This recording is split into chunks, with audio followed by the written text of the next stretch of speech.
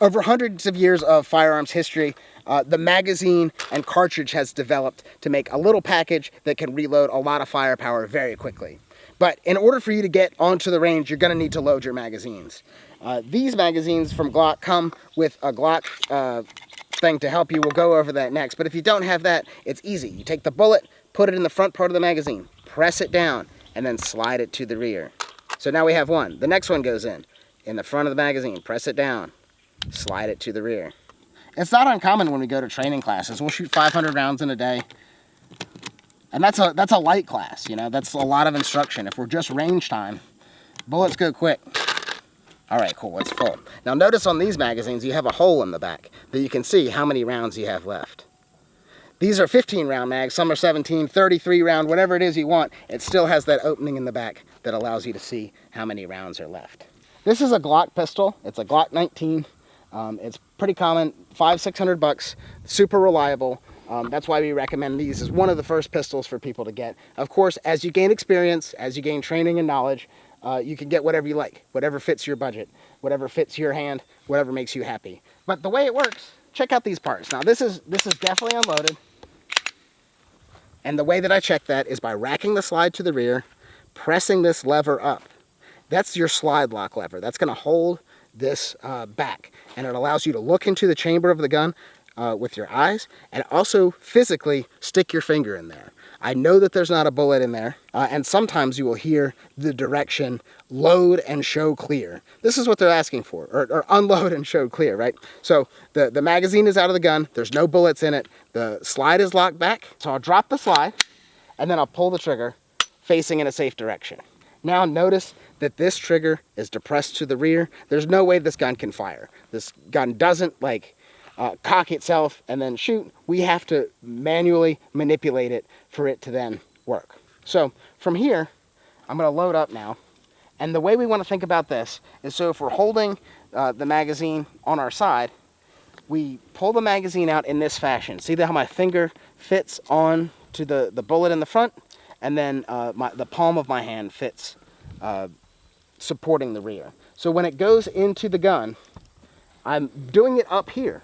Notice if I was fighting somebody and I wanted to reload the gun down here, I have no awareness of what's going on. So we call this the workspace. Just like using your cell phone when you're driving and you're not supposed to, you keep it up here so you can keep your eyes on the road. In a fight, we're doing the same thing. So the magazine comes out and then we bring it back so we can see it. And now this finger drives it in and slides it forward. This gun has a magazine in it with bullets in it, but it is not loaded yet. There's another step there.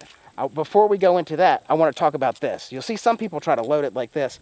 I don't have a lot of dexterity here. It's like, oh, I'm just trying to get it in. Of course I can get it, but the reliability of taking your finger and sticking it into the palm of your other hand, it's something that you can perform under pressure when someone's aggressing you quickly. So the magazine comes out, goes in the gun, and now we're still not ready to fire because there's not a round into the chamber. So I want to talk about how to get that round into the chamber consistently every time. And the way that we do it is with a Lego man grip on the top of the gun, and then when I pull this back, I'm going to think about slapping my chest. And that keeps me from riding this slide and malfunctioning the gun in that way. Maybe I can show you what that malfunction would look like in a second. But check this out. So when I Lego man grip the top of the gun, I pull it back, and then I slap my chest. This slide has actioned a bullet into the chamber.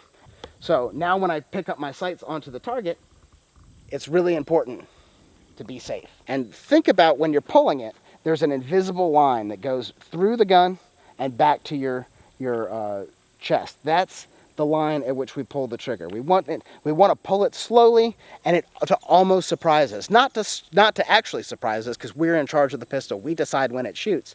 But because we don't want to be anticipating the trigger pull, forcing the barrel down or something. Or like you'll see people do like that, you know? That's not what we want. We want it to surprise us, because the stronger that the longer that this stays on target, the more accurate the shots will be. So we get our grip right. Again, we take our hand, get it as high as we can onto the beaver tail, get our finger into that ejection port so we know our finger is not on the trigger regardless of what's happening to us until we're ready to fire.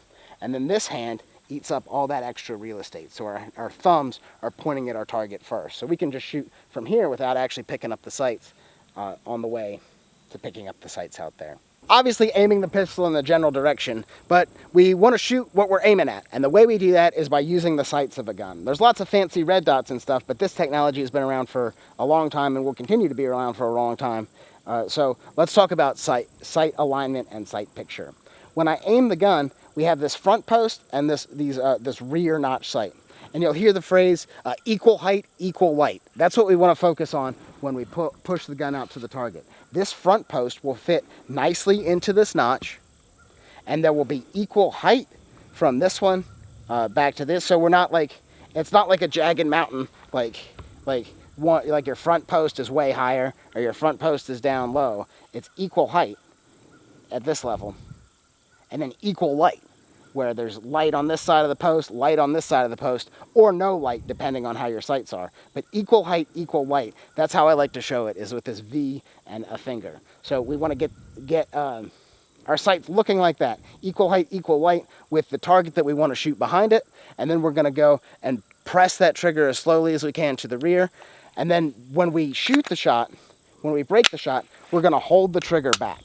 Now the gun is going to cycle. Boom! It shoots back. This loads another round into the gun, but notice how my finger is back on the trigger.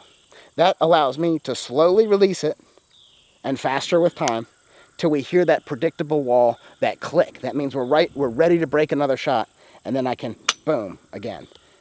This will cycle, boom, we're doing that over and over again. We're not slapping the trigger, we're not like doing this, we're not throwing the bullet out, we're controlled, pressing that shot to the rear. The gun is cycling, and we're doing it again. Slow is smooth, and smooth is fast. Let's shoot some bullets. So you just shot your first handgun. The smell of sulfur is in the air. Your gun is clear. You're ready to go home. Just know that this is the first step on a lifetime of enjoyment and learning. I'm just planting the seeds for you to take home and practice. And ultimately, the time that you spend practicing and learning needs to be good reps. So I'm highly encouraging you to find a competent, certified instructor in your area that can teach you how to do this. We can teach you here at the Sustainable Homestead, but there are shooting ranges all over the country, and this is a skill that's synonymous with freedom, synonymous with America. It's something that you need to know to protect you and the people that you care about, particularly out here in the woods. That's why we teach firearms, why we include them in our curriculum, and why it's important for the people that come out to know how to defend themselves. The lessons that we learn are written on the tombstones of others, says Reed Hendricks, and it's the truth, man. If you don't defend yourself, you're just a victim.